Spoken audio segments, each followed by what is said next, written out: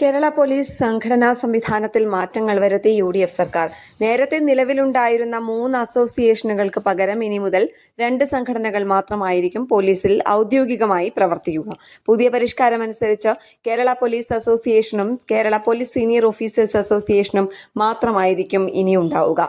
മുൻപുണ്ടായിരുന്ന സംഘടനകളിൽ അഴിച്ചുപണി നടത്തിയാണ് ഈ പുനഃക്രമീകരണം സർക്കാർ നടപ്പിലാക്കിയിരിക്കുന്നത്.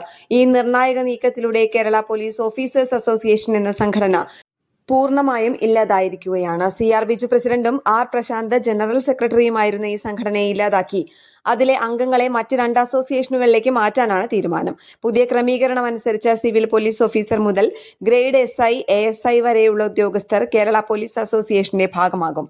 SI റാങ്ക് മുതൽ നോൺ IPS SP-മാർ വരെയുള്ള ഉന്നത ഉദ്യോഗസ്ഥരെ ഉൾപ്പെടുത്തിയാണ് സീനിയർ പോലീസ് ഓഫീസേഴ്സ് അസോസിയേഷൻ പുനഃക്രമീകരിച്ചിരിക്കുന്നത്.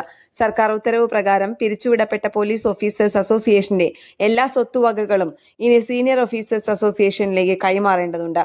പുതിയ സംഘടനകളുടെ പ്രവർത്തനങ്ങൾ സുഗമമായി നടത്തുന്നതിനായി അഡ്ഹോക് കമ്മിറ്റികൾ രൂപീകരിക്കാൻ DGPക്ക് സർക്കാർ നിർദ്ദേശം നൽകി. 2026 സെപ്റ്റംബർ 30-നകം എല്ലാ തലത്തിലുമുള്ള തിരഞ്ഞെടുപ്പുകൾ പൂർത്തിയാക്കി ഈ 2 സംഘടനകളും പുതിയ ഭാരവാഹികളെ നിശ്ചയിക്കണമെന്നും സർക്കാർ ഉത്തരവിൽ പ്രത്യേകം വ്യക്തമാക്കുന്നു.